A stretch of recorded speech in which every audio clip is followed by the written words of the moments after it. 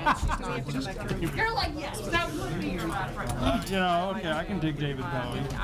I don't I was actually excited for some of my students are like, if it's going to be they're hired by a lot of like confidential.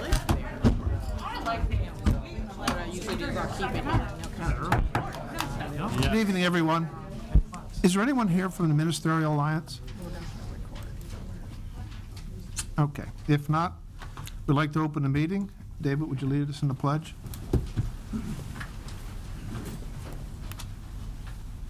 Pledge allegiance To the flag of the United States of America and to the republic for which it stands, one nation, under God, indivisible, with liberty and justice for all.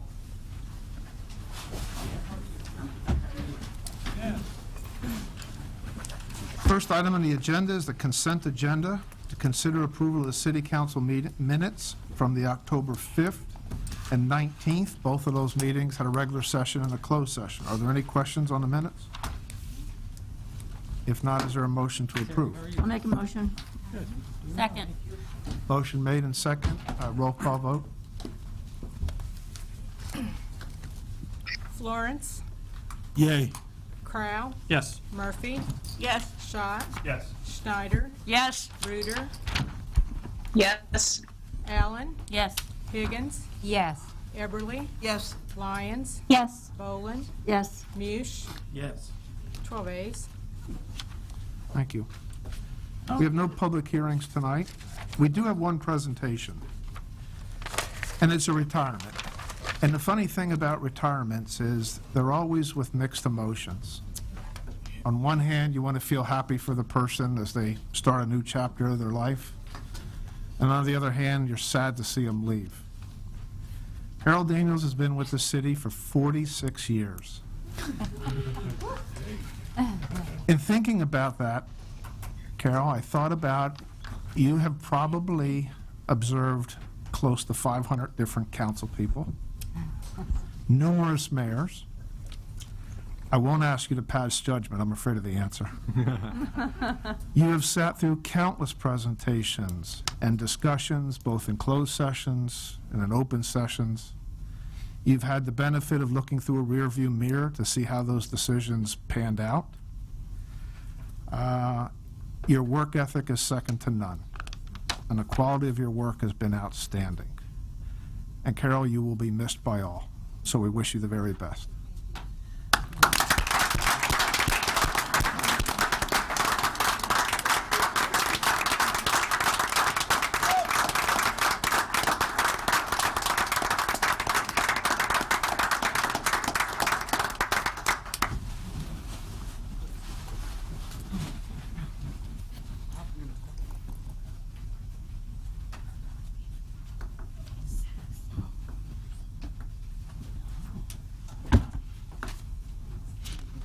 I would just like to briefly add before we present Carol with the plaque. I was thinking about this retirement, and it dawned on me that about 6,000 mornings I would walk past Carol's office to work over the last 24 years.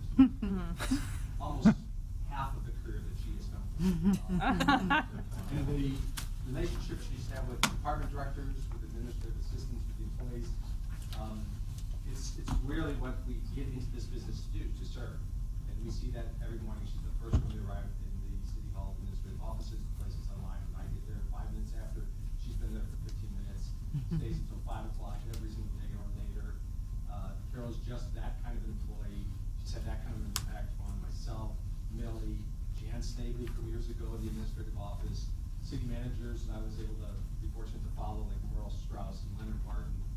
Just an incredible group of people that come through this city from an employment standpoint.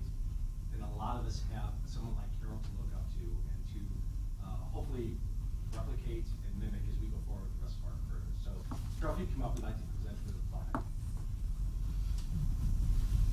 And it's a modest plaque, I'll tell you, because this woman is private and she's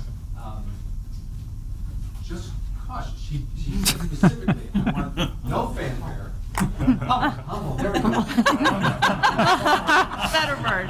She insisted that we not have a big to-do, that we don't have a celebration at City Hall. She wanted no gifts. But we had to to do at least this token. So on behalf of the citizens of the city of Rolla, the 200 or so city employees, the hundreds that preclude us or precede us, and all the city council members and citizens of the fine community of Rolla, we want to present you with this plaque for your many years of service with the city of Rolla.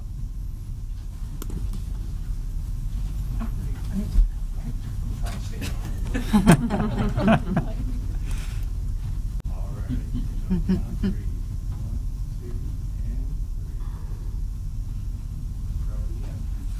1, 2, and 3. Thank you, Carol.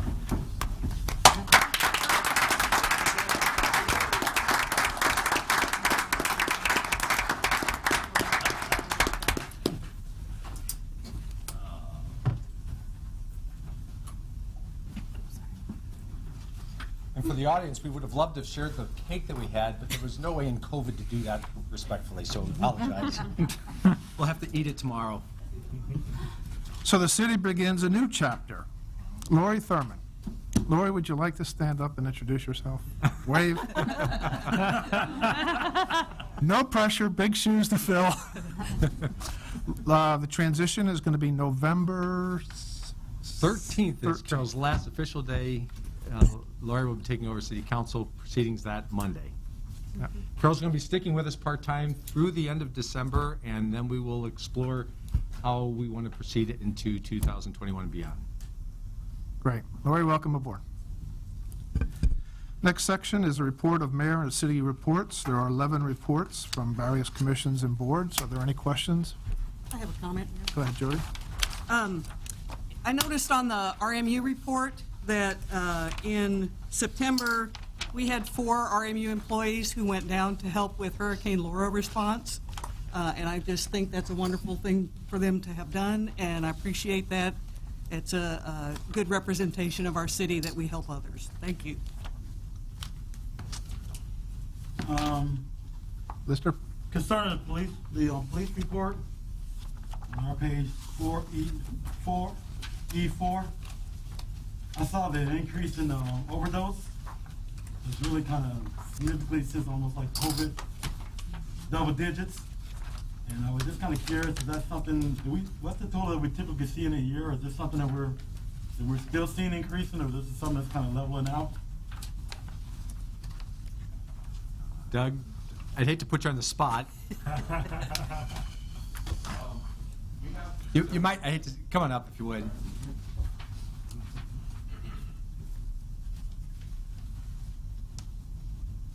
Should mention Chief is recovering from surgery, and so Doug's able to fill in. We have a little bit of a spike in the last month, 2 months, but normally we go through those trends, and I don't know if there's a certain time of year, it's just the way it is. Okay, so you're not seeing anything you think is just alarming numbers? Not alarming things. Okay. All right, thank you, sir.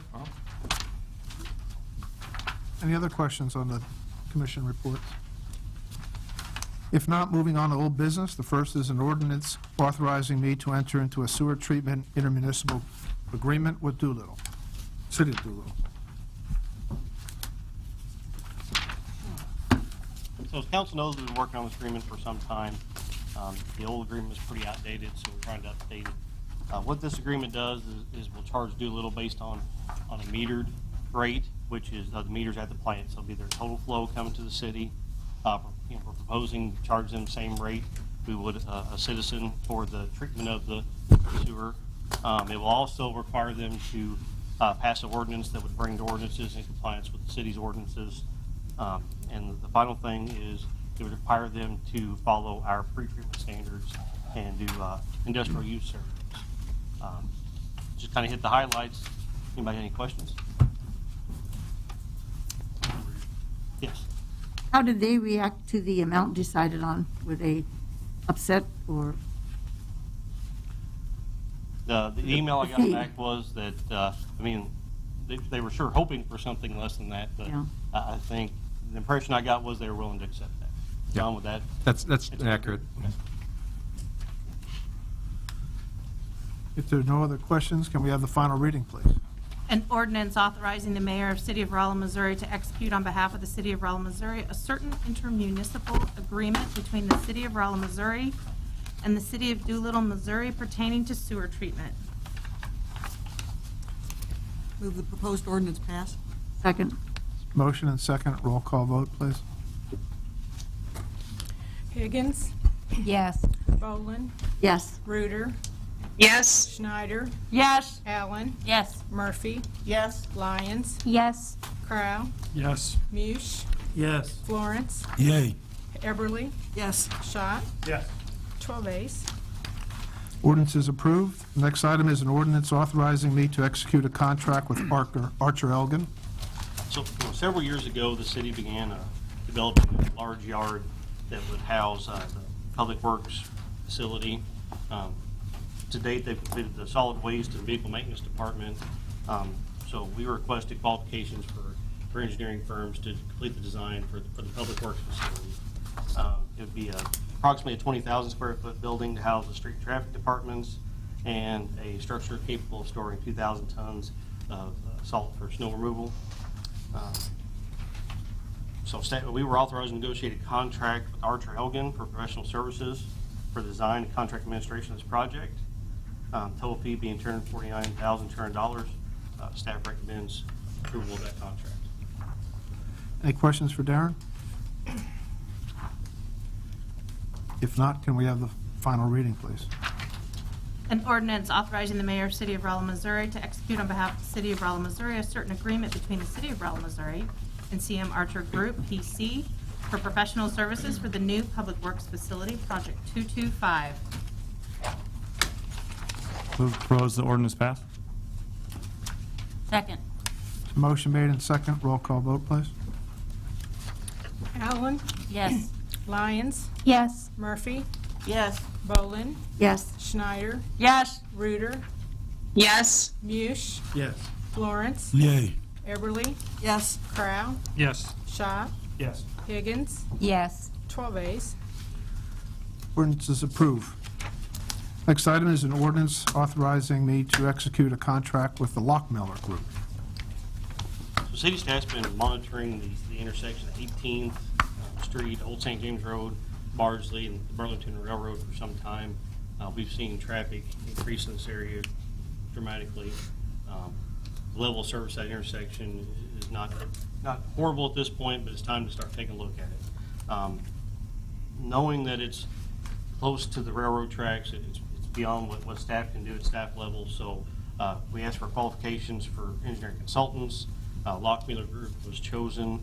We negotiated a fee for this work. So they'll do a traffic study, come up with some recommendations, and then do preliminary design and cost estimate. I don't mean we've got to go out and build it next year or even 5 years from now. That'd be a decision down the road, but we at least want to see what solution they come up with, what the cost going to be. The fee for that work is $95,000. Staff is recommending approval. Any questions for Darren? If not, is there a motion to approve? Make a motion. Yeah, you better read it. An ordinance authorizing the mayor of City of Rolla, Missouri to execute on behalf of the City of Rolla, Missouri a certain agreement between the City of Rolla, Missouri and the Lockmuller Group for professional services for intersection improvements, 18th Old Street, St. James, Bardsley, project number 528. Motions. Motion to approve. Well, second was over here somewhere. Murphy, Ann, roll call vote. Crow, Yes. Schott, Yes. Reuter, Yes. Schneider, Yes. Higgins, Yes. Murphy, Yes. Lyons, Yes. Bolin, Yes. Mush, Yes. Florence, Yay. Eberly, Yes. Allen, Yes. 12 ayes. Ordinance is approved. Moving on to new business, the first item is an ordinance approving a cooperative agreement with the Phelps County Collector. John? This is an update from a contract that was formally entered into in 2004, but quite frankly, for several years before that, the county was doing the collection work on behalf of the city at that time. Prior to that, the city actually had an assessment, would get the books from the county, apply assessment, send out tax bills, and people would come to the city to pay their city taxes and go to the county to pay their county taxes. It made a lot more sense to consolidate all that in the county collector's office. Faith Barnes is the county collector, and since she has taken office, we've been talking about updating this agreement that had approval from the commission and then county collector Davis Hass, but we're just now getting around to getting this updated. And so we are submitting to you a renewal, an updating of that agreement from 2004. It's a one-year agreement that would automatically renew unless either party gives notice for purposes of the collection. And I think it's important that we look at what's the most convenient economical method of doing that. The fee is 2% of collections. That's about $25,000. They collect about $1.2 million for the city of Rolla, which would be both the city general fund levy and the park levy. And I think everything else, just a little bit of tweaking in there, is the similar agreement to what we had several years ago. This is just a first reading tonight, and we'll bring this back in 2 weeks for final reading. Faith, would you like to add anything? No? Okay. Any questions from council?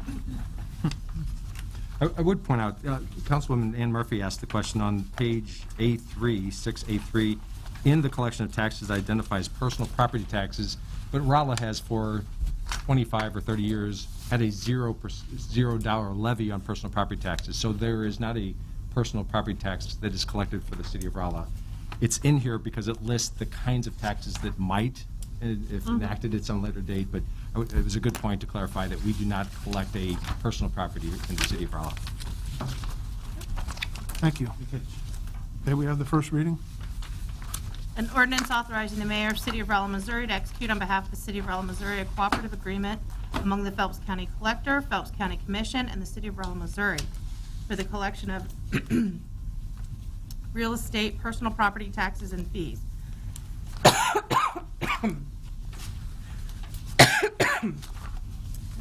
Water.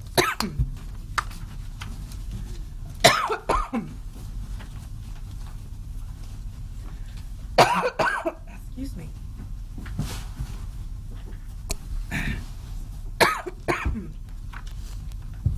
I finished it. Didn't I? Yeah. Next item is a resolution approving the Tree Resource Improvement and Maintenance Grant Award. Lloyd?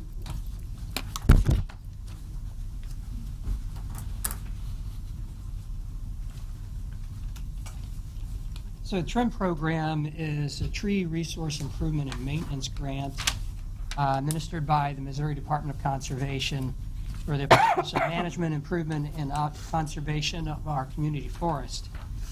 The grant amount approved by MDC for the city of Rolla is for $10,000. The grant requires that we have a calculated match, a percentage that we will do in-kind work, and what we will do for that is we have already marked the number of trees that we typically do in any given year that we need to replace and take down due to insect infestations, storm damage, health causes such as that. The local forester who is on our Parks Board will help monitor the project along with staff, and we'll continue to do that through a variety of methods to assure compliance that we're following along the guidelines and the deadlines that they have for us. Stipulation of the grant requires that we complete the project by May 7, 2021.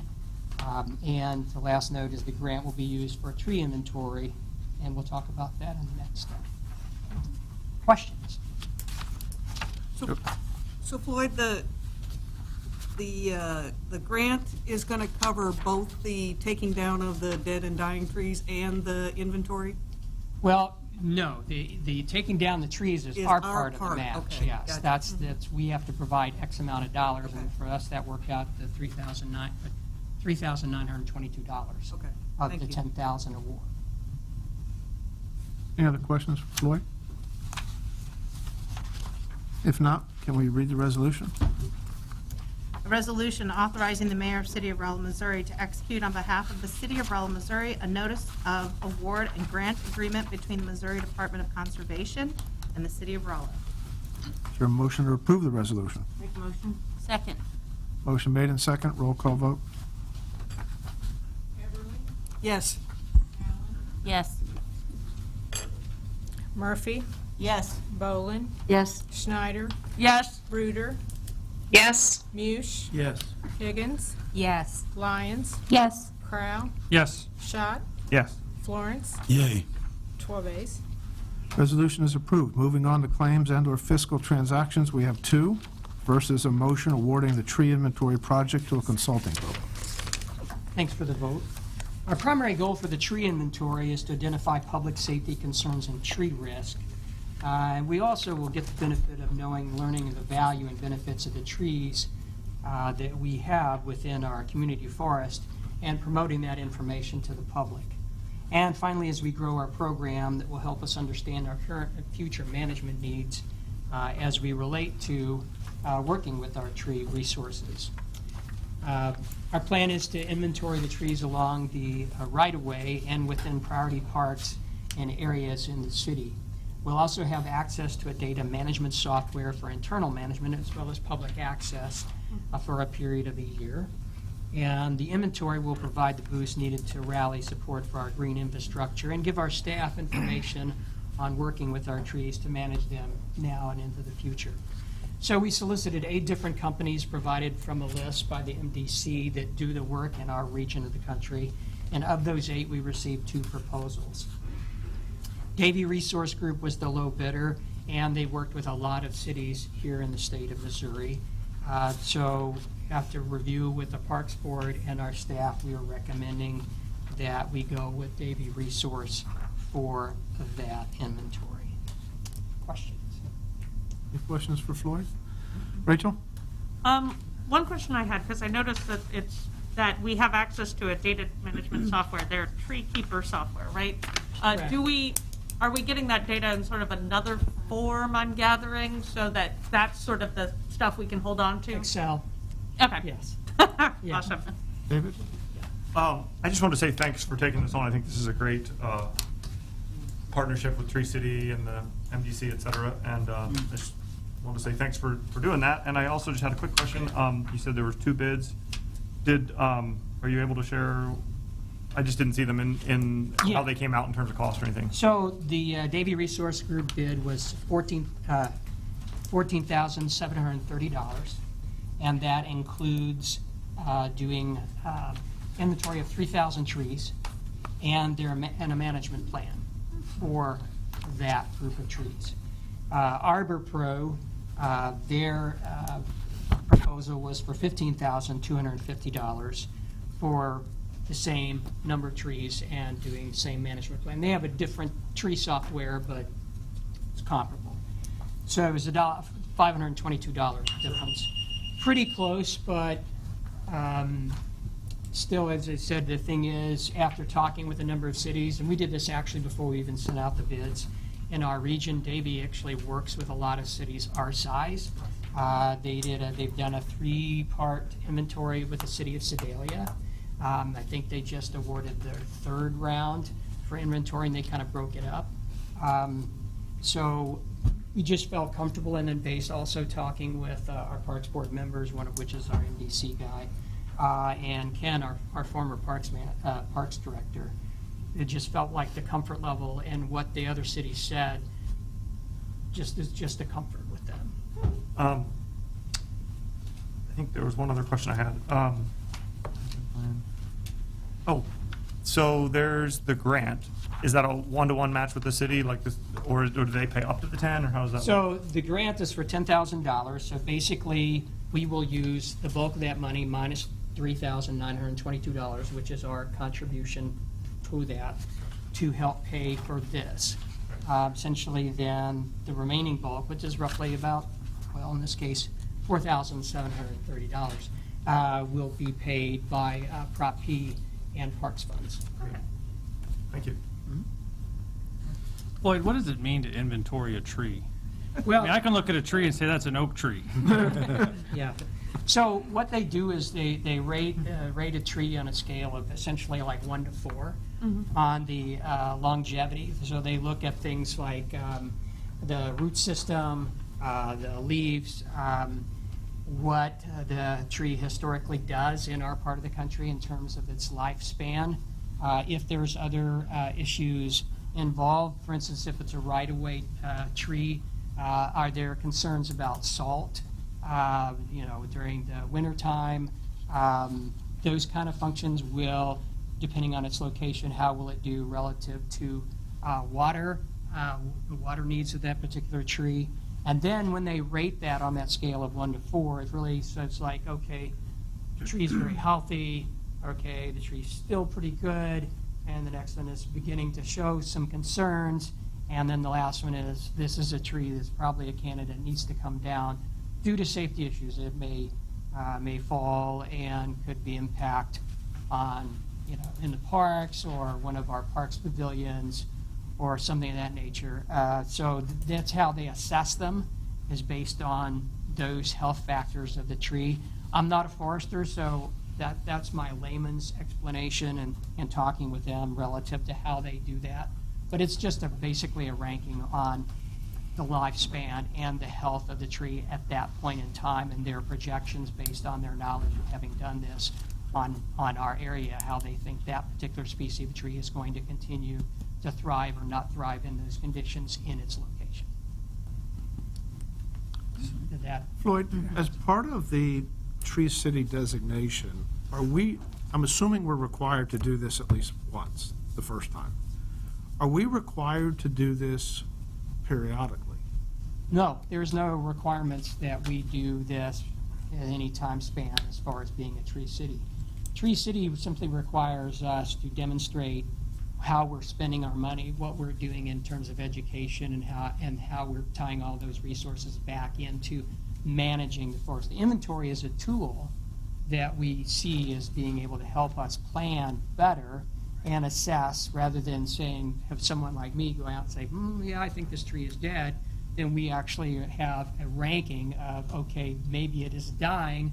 It might be, still available for another 5 years, in which case then we can plan on what kind of replacement tree needs to go in that location and what type of tree species will be best suited to survive and thrive in that location. Okay, so we can tie these to future grants. Correct.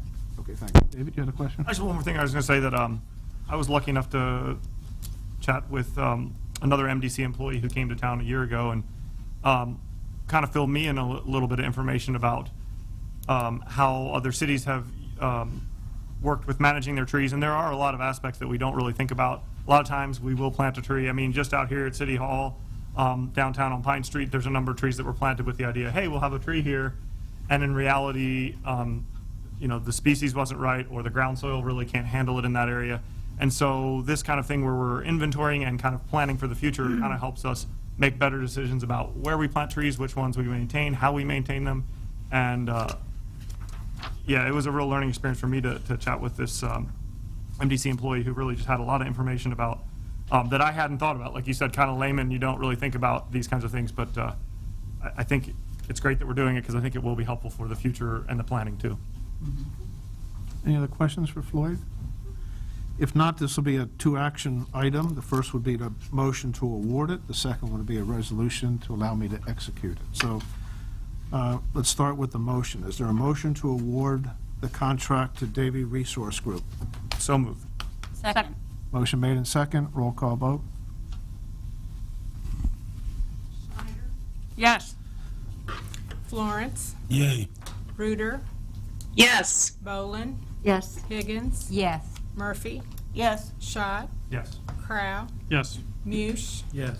Allen, Yes. Eberly, Yes. Lyons, Yes. 12 ayes.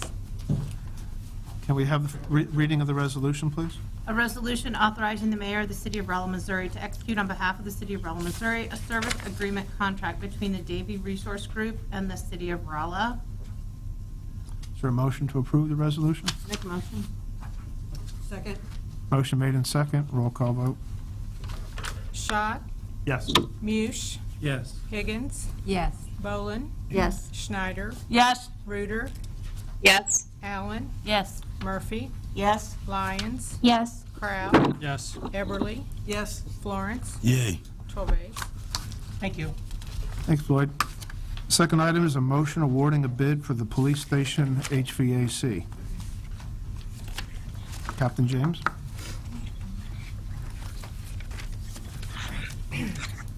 right, staff recommends awarding the bid to the low bidder, Mechanical Services Incorporated, for $59,000 in the first reading of an ordinance authorizing the mayor to enter into a contract with Mechanical Services Incorporated for $59,000.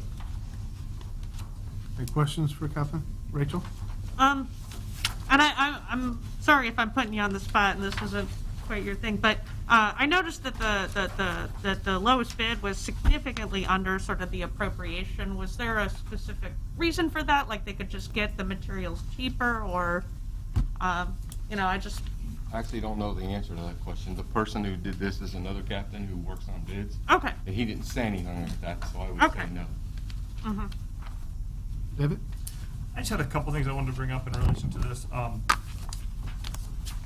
I'm glad we're doing this and that this has been a really high priority thing. I know the police department, public safety in general, fire department, with everything that goes on at the station. I just wanted to clarify a little bit about our RFP process, and actually Captain Smith did a really good job. He sent me an email today with a bunch more information. But the reason I bring it up is I talked to a local contractor who was very interested in bidding this job,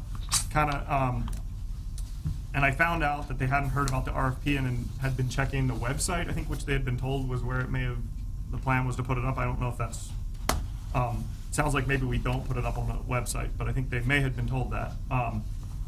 But my question is actually, is there a way, it sounds like in this specific process, folks who had inquired 2 years ago to put in a bid had gotten sent the RFP. The Rolla Daily News also sent out an RFP, and there might have been a third place that kind of was put out. But part of my question is there a way to set up a list of local contractors who know in the future, whether it be the center, whether it be the fire department, whether it be any department in the city, that they could add their name to the list so that they make sure they get direct notification?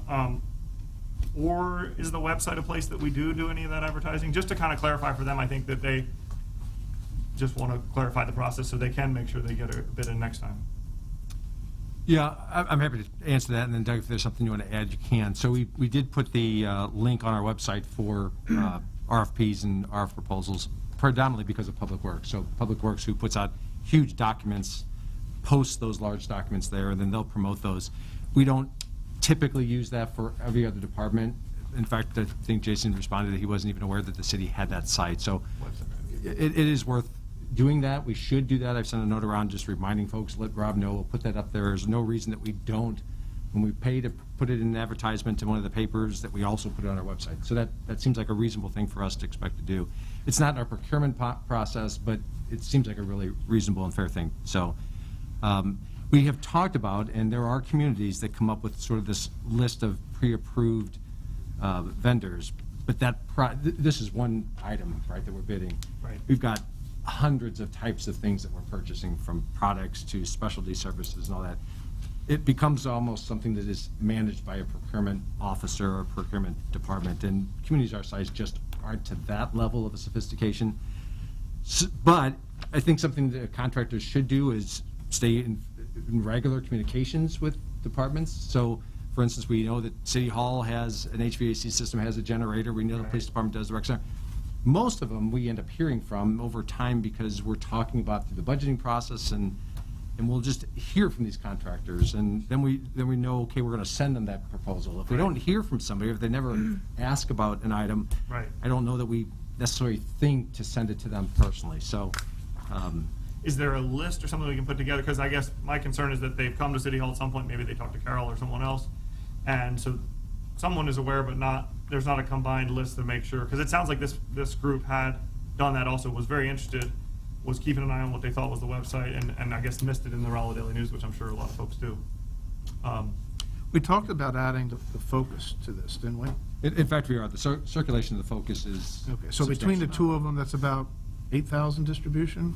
No, maybe 5,000. 5,000. Yeah. So that's pretty broad coverage. I mean, the reason I say too is not just for this contractor or any other contractors, but also for the citizens. If we have 20 people bidding on a job versus 3 or whatever, we're going to get potentially more competitive bids. So, especially if there's people, like you said, knocking on our door and saying, hey, I want to make sure I get an opportunity to bid. It seems like just even keeping a list or something would be easy, but just a suggestion. A couple other things I wanted to mention about this particular item very quickly is I wanted to remind the public that while raises for public safety were an extremely important priority when the use tax was brought to public discussion, that there are other very important funding items such as this that fall under the public safety umbrella. This isn't something that I think was highlighted during the campaign for the use tax. It's kind of a side public safety thing, but it's nonetheless a component that benefits public safety, all of our employees, because they can't work in a building that doesn't have things functioning properly, and also for our citizens that have, know that we're going to have our everything working like it should at the police station and for our dispatch station, et cetera. So I just wanted to remind folks that the public safety umbrella was part of that, and knowing also that we've been able to luckily have some surpluses, and we still haven't seen our holiday use tax sales.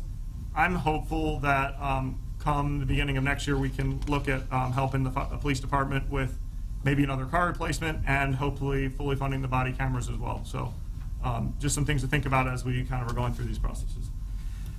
I may add your surpluses. I don't know how you define a surplus, but the projections on the general fund have losses of $300,000 to $700,000. So I would be cautious of the way you use that term surplus. Of course, and I think the main thing is that... I think the reality of it is we're going to cut things, not add things. Well, I think the reality, too, of this specifically is that I've committed, and I think we as a city have committed, that public safety is where that money for the use taxes will go. So that's why these were use tax under the use tax umbrella, and so I'm just mentioning that. I think that some of the things in the general fund, we wouldn't feel comfortable spending public safety money on because that's not what we promised. So that's why I'm bringing it under this umbrella. The use tax, I'll say it again, is a subset of the general fund. The general fund, the mainstream of funding, funds public safety far, far greater than the use tax does or ever will. So you can't disconnect them. They are one and the same. So if we have deficits in the general fund, it doesn't matter if the public use tax is $100,000 over, if you can't, because the bulk of the bills for public safety are paid from that other stream. So I caution the public, you got to look at those together. They're not separate, they're connected. Any other questions for Captain James? If not, this will another be a two-step one. So is there a motion to award the bid to Mechanical Services? So moved. Second. Motion made in second, roll call vote. Reuter. Yes. Murphy. Yes. Higgins. Yes. Schneider. Yes. Allen. Yes. Bolin. Yes. Lyons. Yes. Crow. Yes. Mush. Yes. Florence. Yay. Schott. Yes. Everly. Yes. 12 ayes. And we have the first reading. An ordinance authorizing the mayor of the city of Rolla, Missouri to execute on behalf of the city of Rolla, Missouri, a certain agreement between the city of Rolla, Missouri and Mechanical Services, Inc., DBA MSI Constructors for police station HVAC replacement. Moving on to citizen communication, we have two that were scheduled. The first is a presentation by the Rolla Senior Apartments, or at least some residents from there. Is anyone in attendance?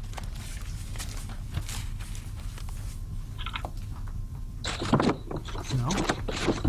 Okay. The second one, Ms. Alex Kickbush has asked to speak to council. She has sent a PowerPoint presentation, but since she can't control the Zoom presentation, I have hard copies here. Christine, I'm sorry I got to City Hall a little too late to send this to you tonight, but I'll send it to you first thing in the morning. Okay.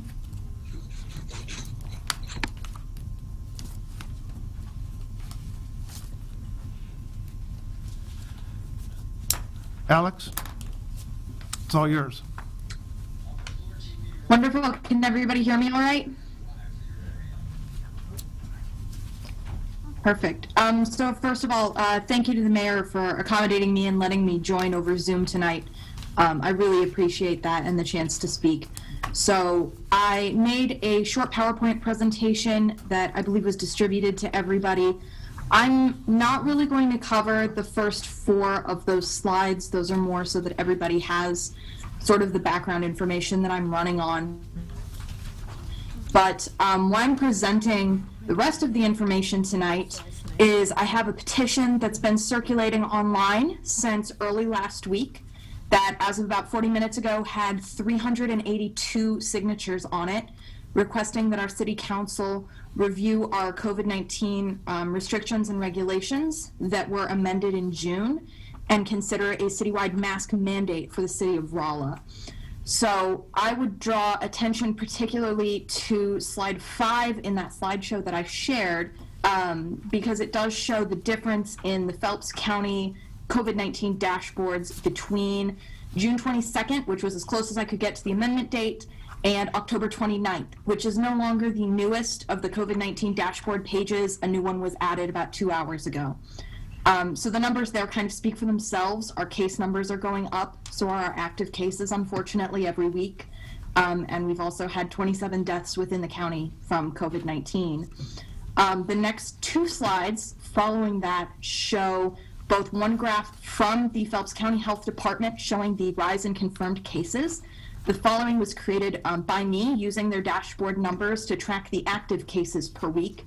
And as you can see, it rises pretty steadily every week. We still have a couple of weeks where it drops down, but it remains pretty fairly high and we're on an upward trend. Additionally, with that, on October 29th, the Phelps County Health Department posted on Facebook, something that I shared in the slides as a screenshot, that a significant number of individuals that test positive for COVID-19 are trying to maintain their privacy and not talking about potential exposure or direct contacts. And without citywide regulations to maintain safety, then those people that maybe were exposed or had given somebody COVID-19 could be walking around unaware, maybe not wearing a mask because they don't feel like they are ill, maybe not socially distancing because some places of business are not necessarily required to anymore. Slides 9 and 10 are 2 examples that I wanted to share of masks making an impact, of mask mandates making an impact. One was from Kansas University, had done pretty much a naturalistic observation. They just tracked the cases of counties that did implement mask mandates versus didn't. And as you can see by those graphs, the ones that implemented masks, while they don't see really super significant reductions in cases, they quit going up. And unfortunately, those counties that did not implement mask mandates continue to rise past the peak of the mask mandate counties. Then on slide 10, those are the St. Louis numbers. And you can see on July 3rd, they implemented a mask mandate for St. Louis County, and their cases went down. And even as they start to go back up for cold and flu season, they still remain lower than they were when they implemented that mask mandate. Now, I know that the Phelps County dashboard does represent the entire county, but as I mentioned in my slideshow, according to the U.S. Census, Rolla is right around the halfway point of the population of Phelps County, according to the census results from last year. So I strongly believe that Rolla re-implementing those stronger regulations that kept us safe back in March, April, and May, and potentially implementing a mask mandate throughout the city is what will keep our cases from rising beyond the point of control. Other information given to me today after I had already made these slides are that rural hospitals are already starting to talk to Governor Parsons about potentially reaching capacity, about being worried about the impact of not having a statewide mandate and how that will overflow the hospital capacity. And I really think that a citywide mask mandate would be a very simple way for Rolla to prevent that from happening here, to keep our hospitals from overflowing and reaching capacity and getting to a point where our healthcare workers have to make decisions that they don't want to make. So on behalf of the 382 people that have signed my petition, I am asking our city council to please review the legislations, consider rolling back some of the amendments that relaxed the regulations on businesses, and consider implementing a citywide mask mandate to reduce the spread of COVID-19. Thank you, Alex. Thank you.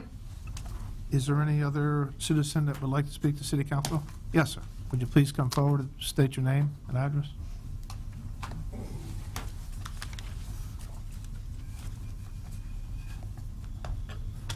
My name is Joshua Broman.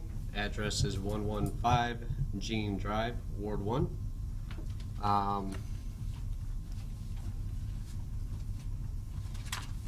got some papers here. This headline states, "Flaw in federal reporting system leads to inaccurate Missouri COVID-19 hospitalization data." This one says, on October 12th, Missouri Health Department says 5,000 case increase was reporting error. This one is Missouri COVID-19 database error leads to incorrect inflation in reported infections. And this one was back in May, so we're talking about a 7-month spread. Missouri among states overcounting coronavirus testing, blurring picture of virus spread. So what numbers do we go by? What basis do we have to make these decisions on? It's very confusing, and I don't envy you guys for having to deal with this. So I made a spreadsheet tonight. May I approach the council? Yeah. You can put it on the overhead too, right? Oh, can I? That's where the public. We got a cake up there. I've got 15 copies. Oh, I'm sorry, I didn't see that. Wait a minute, 15. All right, go ahead, bring it up. Okay. Is that my piece?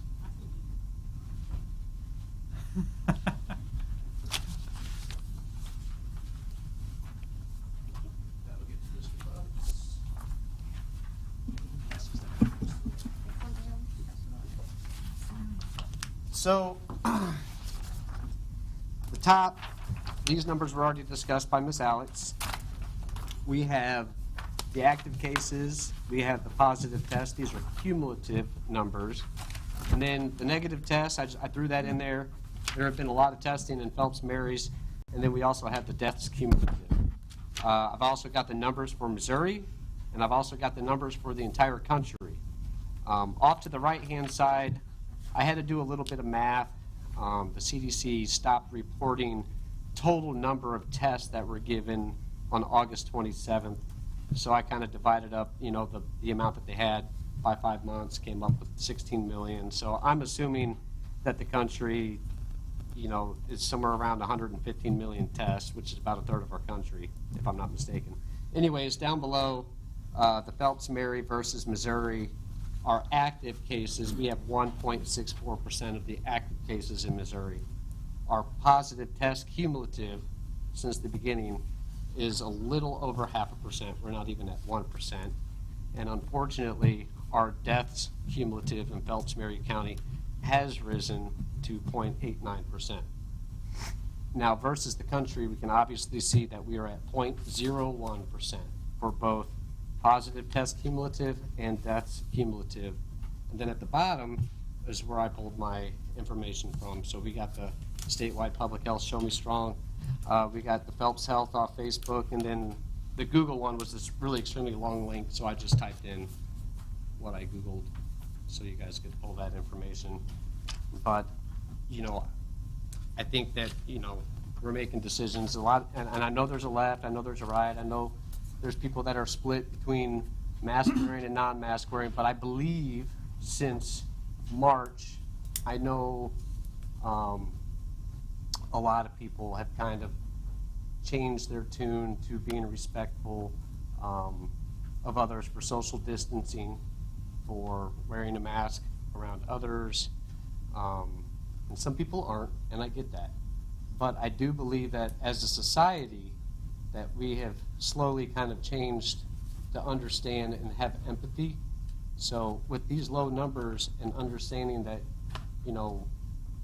we have that empathy and understanding, I'd request that we don't have a mask mandate. I think that we are doing just fine.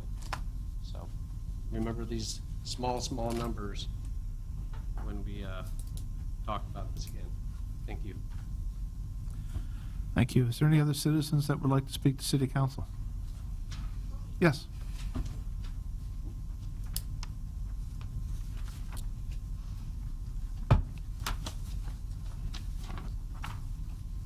I'm Pat Hauser, and, I wanted to make some comments.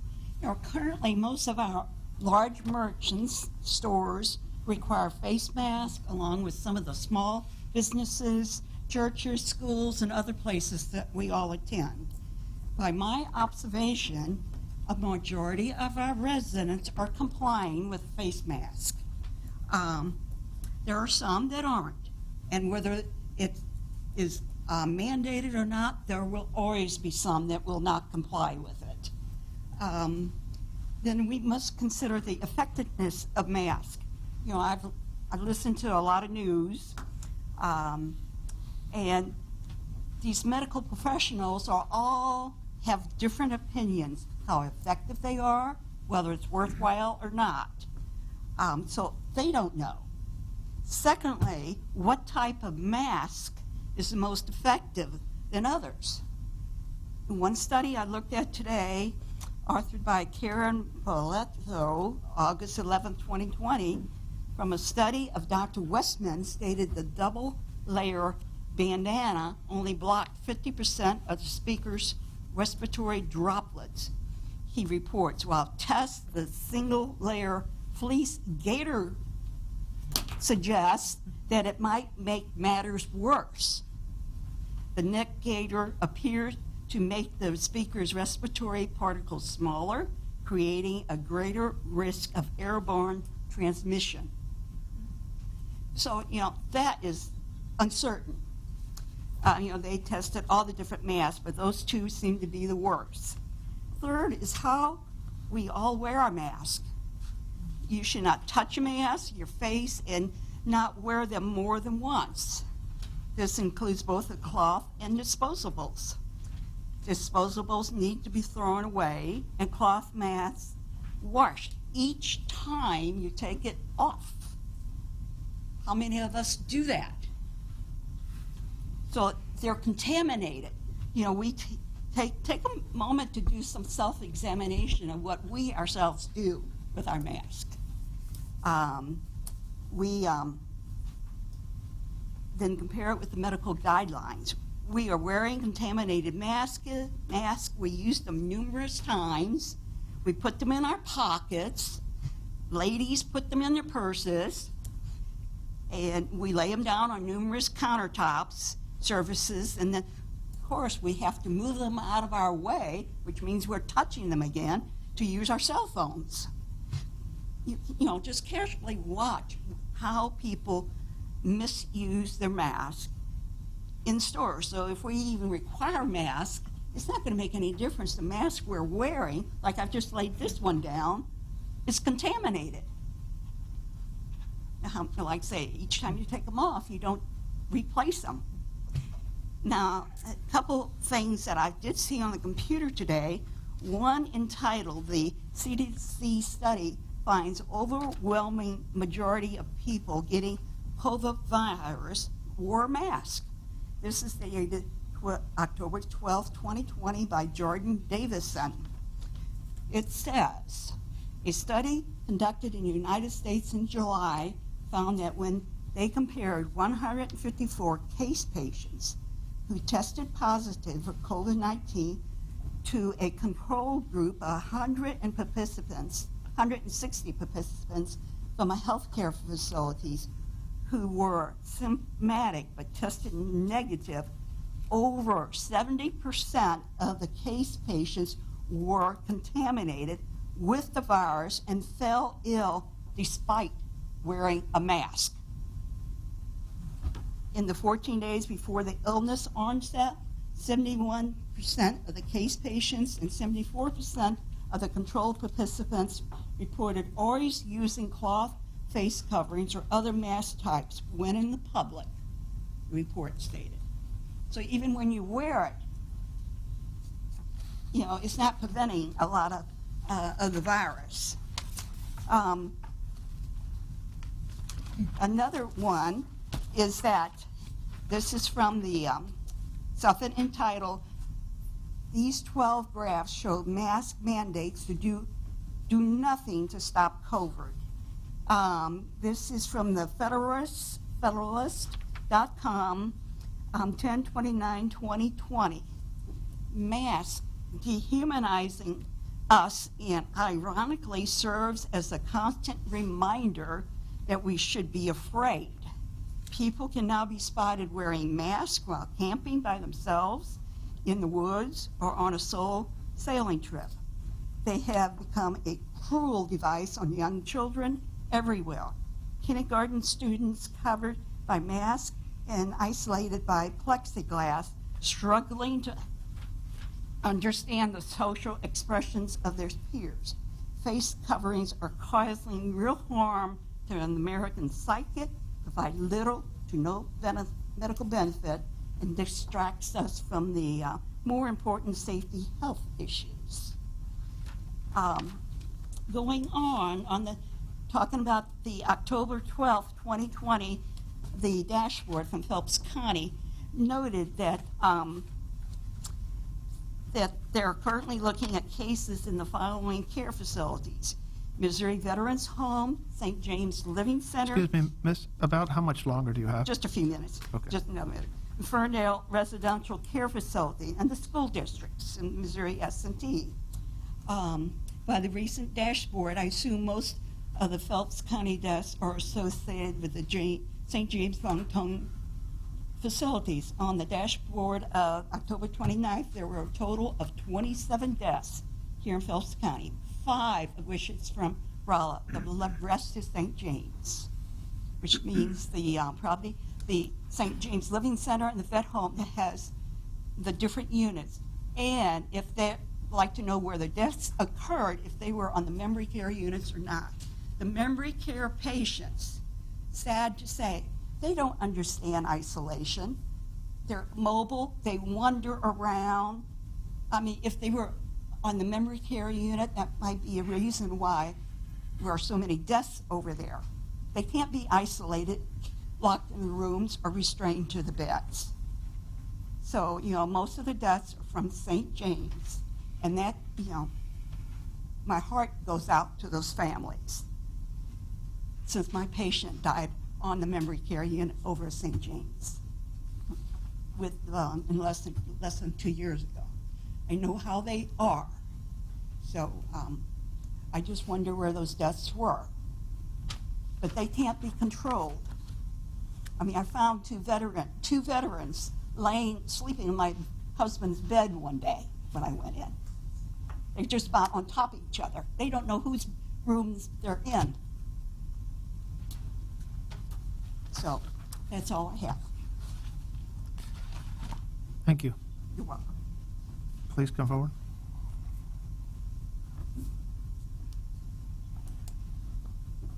Hello, good evening. My name is Angela Grog, and I just want to say thank you, ladies and gentlemen, for allowing me to have a few minutes to address you. All right.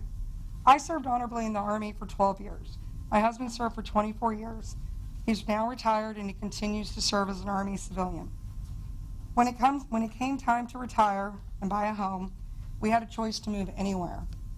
For our family, Rolla was the perfect all-American town to settle in and put down roots. We proudly call Rolla our home. Go Bulldogs. All of our children are either serving in the military or are married to a service member. We take service serious in our family. As a veteran of the armed forces and a former civilian police officer, I am no stranger to sacrifice. I'm proud of my time as a soldier and as a police officer in the state of Missouri. When I served, I learned quite quickly how important our freedoms are and our rights as a private citizen. I do not take those God-given rights lightly.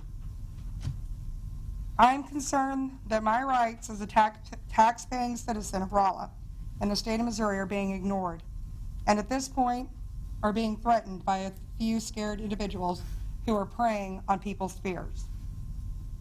These individuals are feeding off that fear and spreading it and hoping to cause mass panic and in the process disregarding our rights because we choose to not allow fear to dictate our daily lives. It appalls me to think that there are some in Rolla and even on the city council who think or feel that my husband and I are not capable of making choices for our family.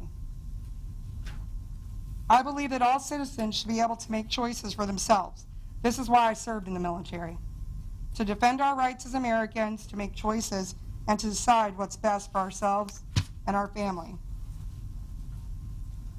As I go through my daily life in COVID 2020, it pains me to see so many of my friends who are business owners suffer, and watching children be punished in Rolla by not being able to live their lives and create normal childhood memories. Just this past weekend, my husband and I had to have a hard conversation with our 9-year-old. He wanted to have a play date with a friend, but we don't dare invite anyone over to our house because of all the fear-mongering that is taking place in our community. I don't want you to think that I take COVID-19 lightly, because I don't. I believe we should all be responsible and do what's best for our families and our own personal health. But above that, I believe that it should be each individual's choice. George Orwell wrote in his book, 1984, everything other than working was forbidden. Walking in the streets, having fun, singing, getting together, everything was forbidden. Each day that we allow fear to dictate our lives, we come one step closer to living in George Orwell's dystopian society. That's all I have to say. Thank you. Thank you. Anyone else?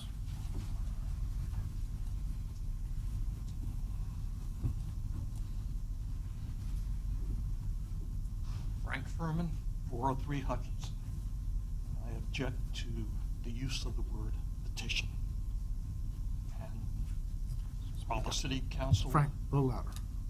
Rolla City Council accepting or acknowledging the petition means that the petition that they're calling has met all the legal requirements. And what I hear, there's a lot of questions. And just to clarify, you're talking about the petition that was offered up under Alex's presentation? Yes. Okay. Because the requirement is that the individual collecting, you know the requirements for a petition. And that's correct. That would be the proper procedure for petition under a legal definition of petition is signatures and notary. In this case, I think she's submitting that in a Facebook poll that was done, and we consider that as input. Yeah. Okay. Gotcha. Thank you. Anyone else? Yes, Joe?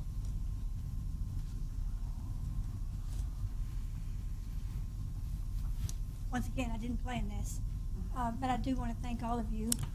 Joe, your name and address for the I'm record. sorry, Joe Whitby, 204 Brady Drive. For being council people and doing what you do, I do appreciate that. It's not easy, and I've griped to more than a couple of you, so you know that. I don't wear a mask unless I have to get medical help and I'm required to. Thomas and I take all the precautions we take with a normal flu. We also take a couple of therapeutics, as the president would say. I don't know how it works. I don't know if you decide this in private as a council and then you tell us your decision. I don't know how that works.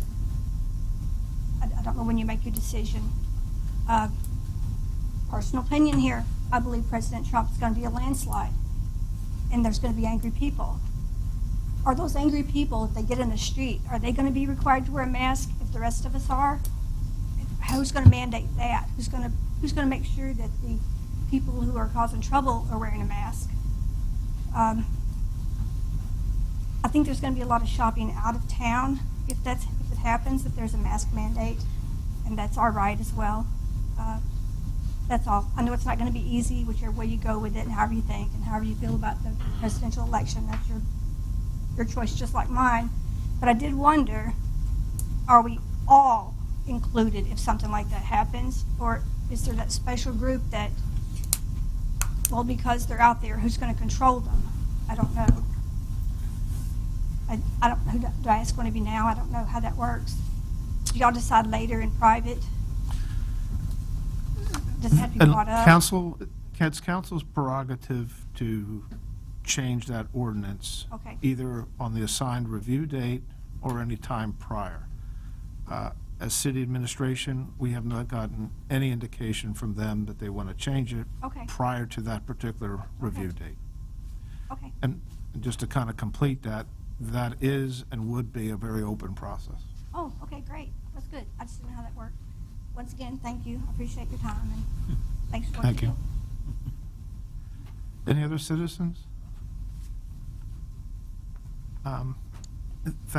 Everyone made a very good case. To those that did a lot of number crunching, thank you for doing your homework and doing all that. I'm not a subject matter expert, so I don't want to be necessarily quoted, but I will share with you a few things. We have weekly calls with our local health care professionals and to keep track of the statistics and the recommendations.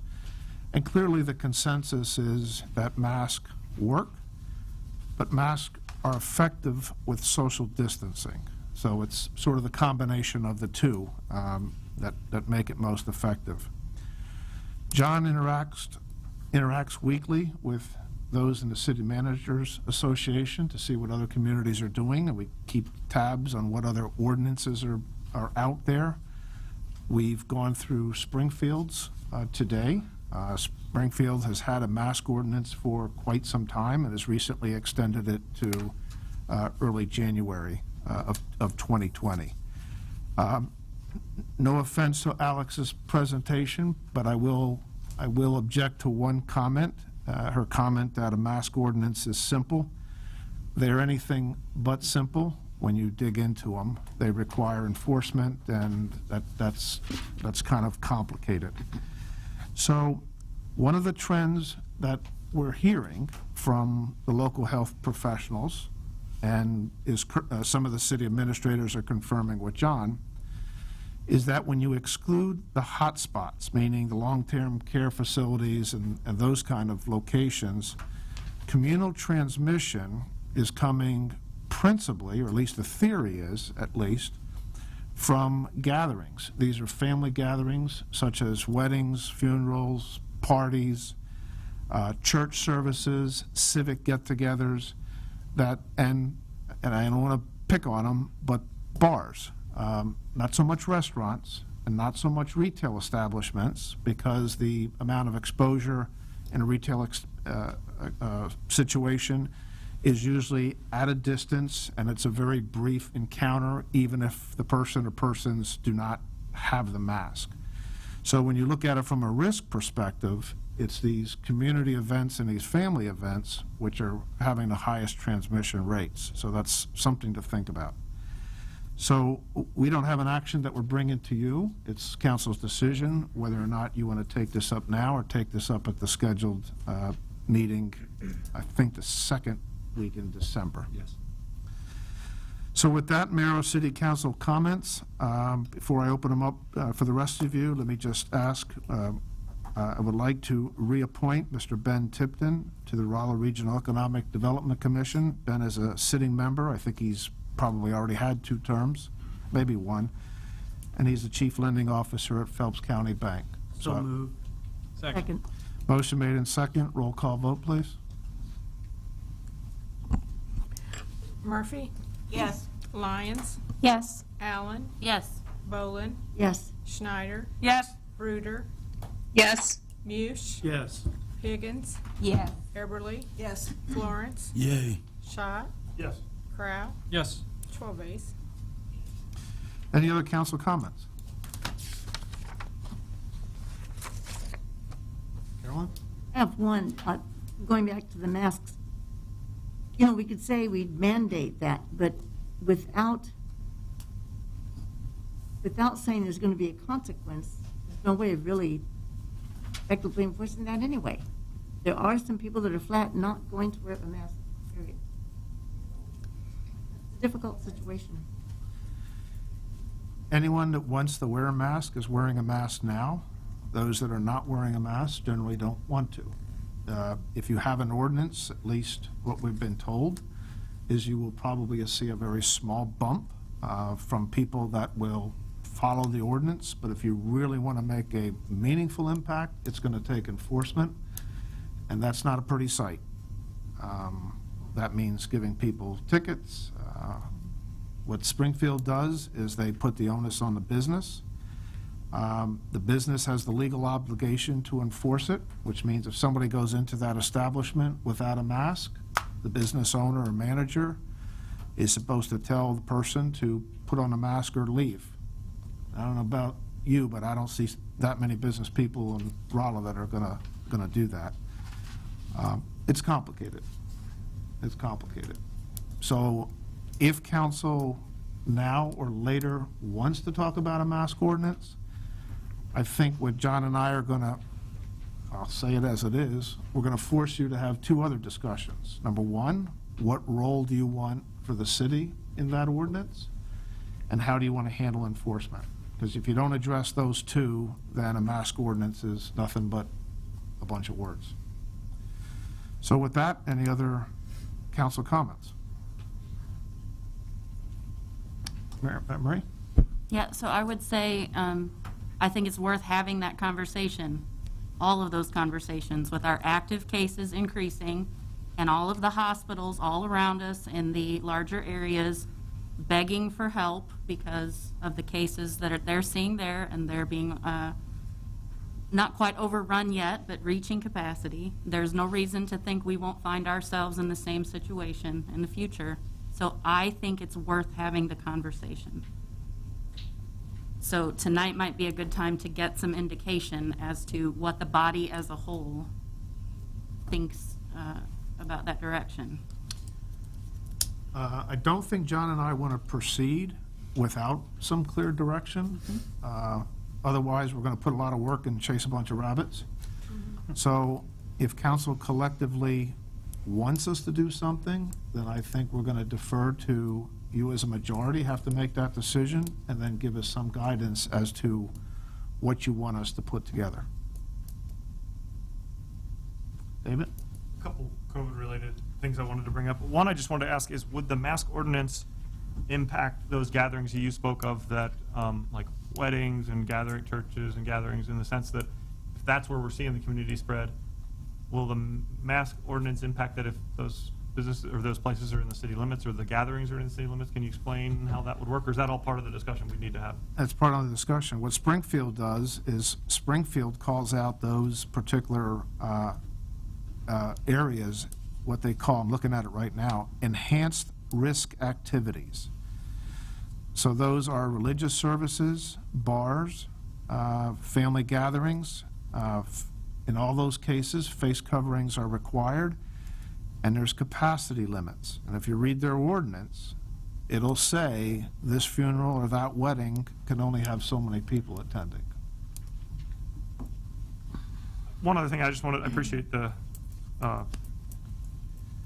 little more information about that. Just one thing I wanted to mention is that I think I read an article recently in one of our local papers about the fact that our Phelps Mary's County Health Department is having trouble with cooperation from individuals who test positive from COVID. So one of the elements of the building blocks of keeping community safe that scientists are telling us are important is contact tracing. That means that if I get COVID and I find that out tomorrow, I would probably want to let everyone in the room know, for example. But apparently the health department is having trouble getting folks to cooperate and give any information about where they've been, who they've seen. So what that means is community spread that potentially could be stopped, and in other places that where they've tried to stop it, they've done that tracing, let those people know, ask those people if they're feeling symptoms or not to get a test. And that basically helps ensure the whole community is a little more protected for the fact that it's not community transmission. So I wanted to bring up the fact that even our own health department is having trouble getting people to cooperate. So that's one building block we don't have working right all the time. One other thing I just wanted to mention is, in terms of just looking at the idea of a mask ordinance, when I see all the other options in places where the increase of cases happen, to me it seems like a mask ordinance is I know it's not easy in the sense of enforcement, but it's a simpler thing to ask people to do than the thought of, for example, another shutdown, which our struggling local businesses may not survive. So to me, it's kind of like, do we wait till it's kind of full blown here, like we're seeing it's around the state? It's not like a hypothetical that, oh, it may, and it seems like it's something that could very well come here. We're seeing it around the state. isn't it worse if we wait around and we're in a little more state of hurt to make a decision to enact something? And as a final thought, I just wanted to mention that those are the things that concern me almost the most, which is like thinking about our hospital staff, thinking about our police and fire folks. If this were to get community spread in Rolla and Phelps County and the surrounding counties, our hospital staff could be very well overwhelmed. I mean, no one enjoys being a hospital worker during COVID when there's more patients than you can take care of and that kind of thing. So I just ask everyone to kind of keep those people in mind. I know we're at low cases in the hospital right now, but I guess it's a question of, do we trust that any trends that are happening anywhere else and hospitals filling up anywhere else could be a trend that happens here? I don't see why we would be exempt from that, but to me, I'd hate to see that we get to a point where we don't have enough emergency medical staff, we don't have enough police and fire because folks on shifts have to quarantine and those kinds of things. Same with our hospital being overwhelmed, and just some food for thought. Any other council comments? From what I understand, St. Louis doesn't have clear enforcement guidelines, yet their cases plateaued after having the mask mandate, despite not having those enforcement at the individual level. And like you mentioned earlier with Springfield, if it falls on the business, from what I understand, my family is from Springfield and I've spoken to them about it. If you are in a business and somebody comes in without a mask and you ask because the business doesn't ask for them to put a mask on and they don't, you get to be the one to make the call. The police are giving tickets to businesses, not individuals. So if you are homeless and cannot afford a mask, you as an individual are not being penalized. You are not going to have a fee against you. That's not going to follow you, but it will as a business. So saying that businesses aren't going to enforce it, yeah, they are, because they're going to get fined if they don't. And that's how it is working in Springfield. That's what we've seen. And in St. Louis County, not St. Louis County, St. Louis, they don't have clear enforcements, yet as soon as they put the mask mandate in place, you're right, there was a bump of people who went up just because they follow the law and they'll do it. But there are others who won't, and you're right. But if they go into a business, businesses will be fined if they don't have those people follow the ordinance. And that's how it's working in Springfield. And without the enforcement on the individual level in St. Louis, they've plateaued and their cases have gone down. And those are from peer-reviewed research studies, not random websites. I have the Springfield ordinance in my hand, and enforcement is at the business level and the individual level. Yeah, they're fining businesses before they fine an individual, though. An individual walks into a business. If a business doesn't say that you have to do it, if another individual sees that and reports that business, those businesses are getting fined. Businesses don't want to get fined. They want to stay open, and they'll follow it, and that's how individuals will follow it. At least that's what they're seeing in Springfield and in St. Louis. Yeah, I think my point, though, is what we're hearing, and I'm not a subject matter expert, so I'm not saying this works or it doesn't work, but what we get told consistently are the gatherings, the family gatherings, the parties, the funerals, the Halloween events, church services, and bars. So the exposure transmission rate from those things are greater than the benefits of a mask where you walk into a store to buy something and walk back out. And again, I'm not an expert, I'm just telling you, John, if you want to add to that, but you talk to these people as well, so. Yeah, I just did a solicitation of a poll from all the cities in Missouri and just said, hey, who is requiring a mandate? And I was surprised. There are 15 cities and counties that have a mask mandate. It makes up actually about half the population in Missouri, about 3.15 million people out of a population of 630 or so million. It's been interesting because the experience that we're having here, hearing from the health department, is again that most of our transmission, if it's not in the nursing facilities, the high-risk places, it is in these gathering events. And when we compared the percent of cases, it didn't seem to really differ very much between cities that had a mask mandate and cities that didn't, because again, the spread is coming not from businesses where it's pretty easy. You're right, you can cite that business owner easier than you can cite the individual, but that's not where the causes of the transmission are occurring. It's in these other events. And just to clarify, Springfield, talked to the city manager today, they haven't issued any citations. They actually have very good cooperation from the businesses to do it. They can. The ordinance allows them that. They also allow them to find the individual. They approach it still, since having this ordinance in effect since July, with more education, just pushing education. The other thing they did mention is that part of why Springfield and Greene County is seeing a rise is people are now thinking, because we're all wearing masks and they're doing a much better job there to wear masks than we are here, they're then dismissing the 6-foot spacing. There's almost like a false sense of security, and people are actually gathering a bit more. And in a way, he wasn't critical of it.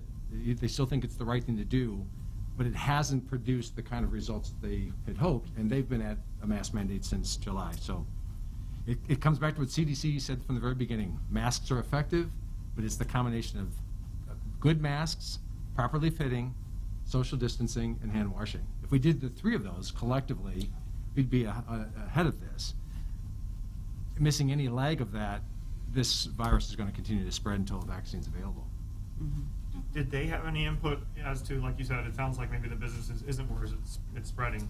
Did they have any input for how they're helping to enforce places where it is spreading? Like you mentioned some of the other events where it's spreading. Do they have any ideas or thoughts about how that's... They're not enforcing it. They're not enforcing it. They're not going to weddings and Halloween parties and funerals and breaking them up and sending them home. Right. College beer party. So the point is they don't have an effective way to enforce that. That's why they're... So they have a mask ordinance for how many months now? July, and their cases are continuing to rise. They did see a drop during summer. They're starting to see those numbers arrive. In fact, many of the shortages in hospital beds are in the Springfield area. And now Ozark next to them, Republic next to them, 2 towns of 16,000 people have all had mask mandates as well. And it's, again, we're being forced inside, cooler weather.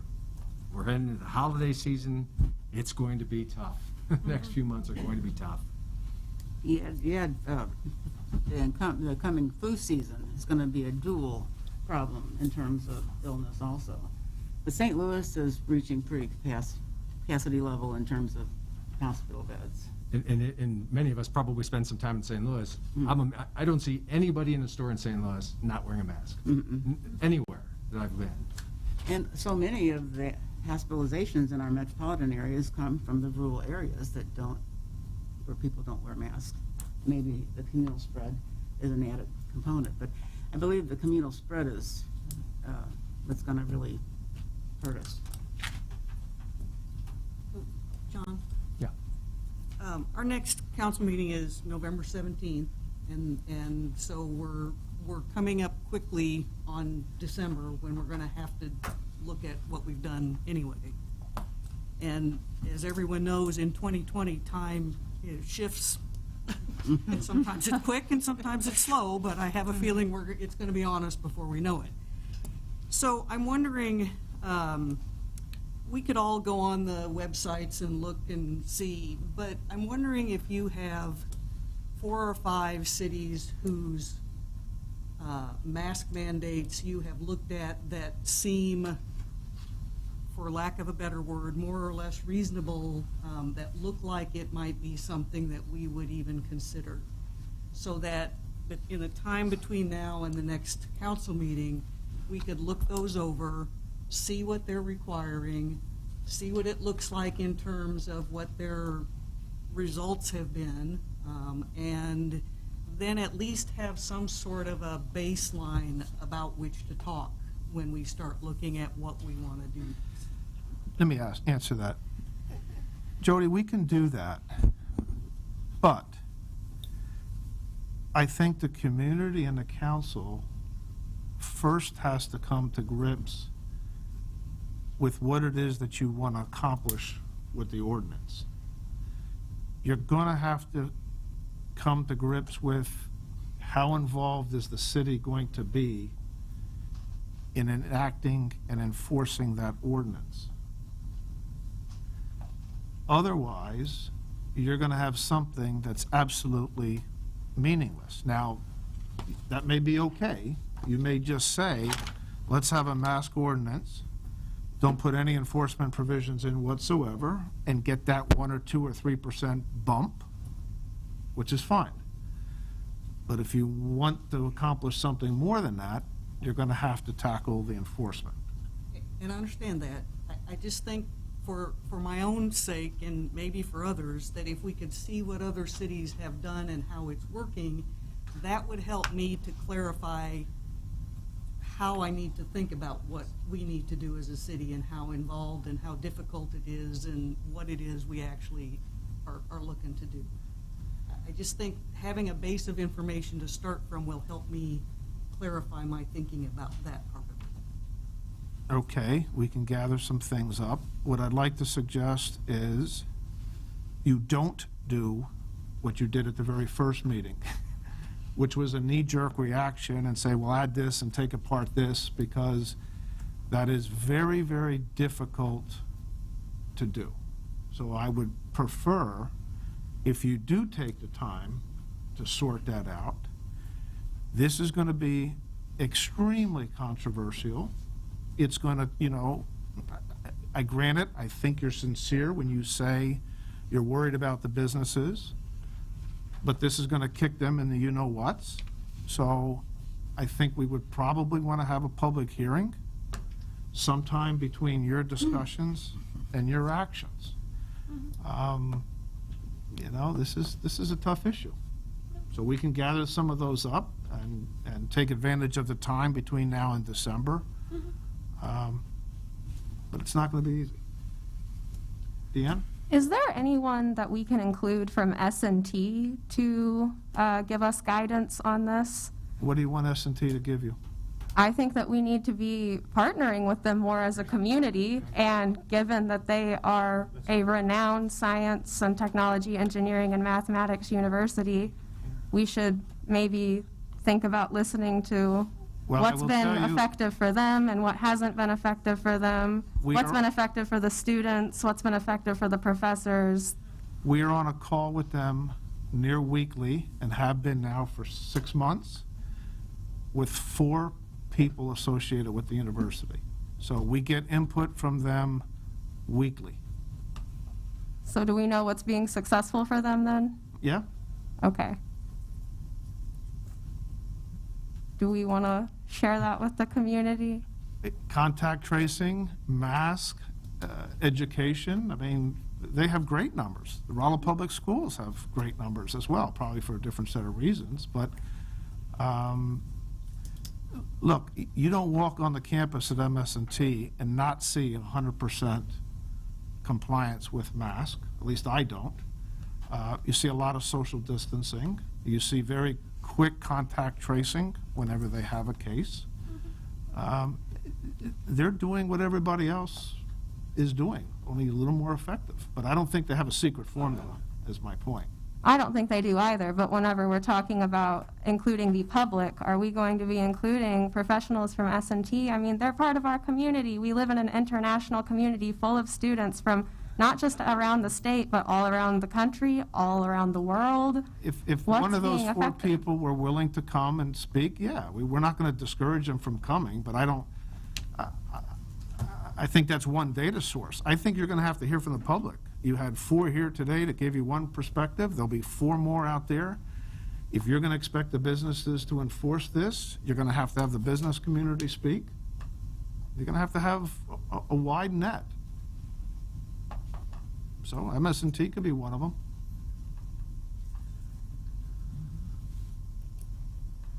Let's do that. Let's have the conversation.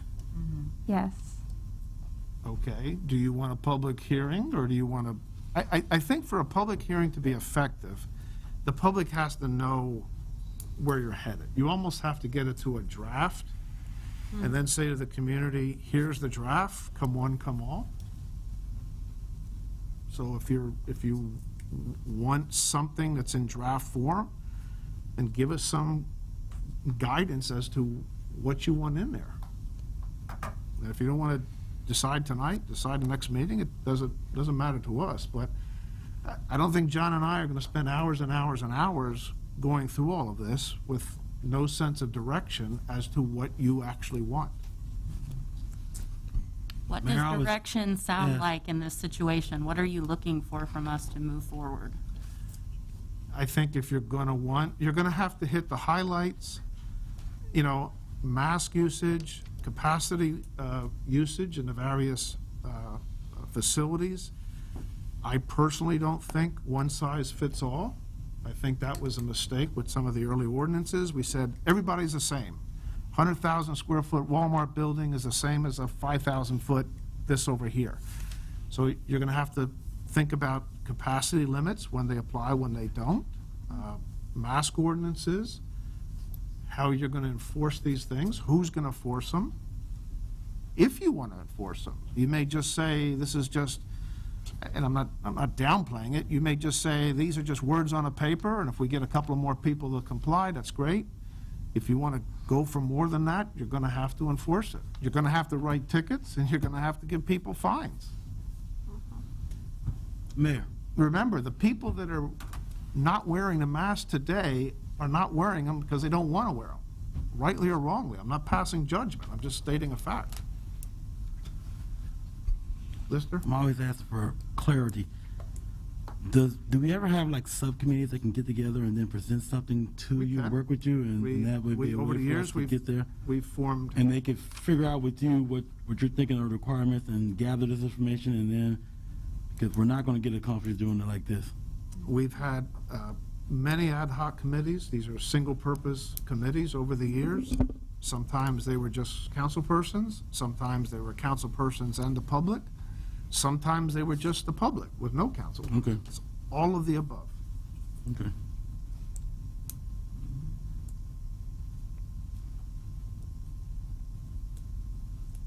I think that's a great idea. And I also think the idea Jody had of, it is a little difficult not knowing what other cities have done. I know we got some information on Springfield, but even the details of that, I'm sure there's a lot more details too. So having some ability to dive into details of what other places have done, like a wide variety. I mean, we got big places like St. Louis, we got small places that, smaller places otherwise. So it might be good to certainly see that information to be able to make some decisions with. And I think it's true that having a few specific people on a committee to do that might be an easier way to dive in than trying to have all 12 people dive in, maybe. Okay, so let us, in the essence of time, let John and I sleep on this, talk about it tomorrow, and give us till Thursday to report back collectively with some options for you to consider. Not ordinances, but a path. Yeah. Absolutely. Okay? Any other council comments? Yes, Deanne? Please, if you are going to vote tomorrow, protect your poll workers by wearing a mask. Please, please, please, protect your community. For real, y'all. Come on. I got a question. Is there voting tonight? On the way over here, I saw 3 blocks worth of cars going to the courthouse. I think they were doing something because of last COVID impact and people that now have found out they've been infected and are deciding whether they can vote tomorrow. And I don't know exactly how they did it, but I think they were allowing folks to vote Yeah, today. because the line of cars, there was a substantial, so I don't know if others are allowed to vote tonight or not. But With the distributing equipment too, to the polls, there'll be. boy, there was a lot of cars. Mr. Mayor, Yes. it's, those are for the people who have to vote from their cars because they're quarantined. Okay. They still get to vote, but they can't go into the courthouse to absentee, so they're doing it from their cars. Okay. Thank you for that. Thank you, Christine. Any other comments for the good of the order? David? Yes, I have one. Include some questions as well. In fact, I have some questions in reference to the hiring of the position of the new city clerk. And I'm reading from the council minutes from the last meeting. Wait a minute. Are you going to talk about a personnel issue in open session? I was told 72 hours after that was open, completely open. Personnel issues. Okay. I guess the issue that I had is we didn't have any kind of legal counsel at that meeting, so we didn't have any way to answer all these questions, so I'm not sure how to go about this. But I was told that 72 hours after that meeting, everything became public. That's what I was told by people in the room, so. Well, I don't know what your questions are. Okay. There are personnel issues that should always remain. They would be, the files aren't necessarily Do you have them public. written? Can she look at them right now? Do you have the questions written? I guess I could speak with her off to the side here and, Either way. what would not be allowed to be discussed? Because I was told that everything that was part of that session is now, open.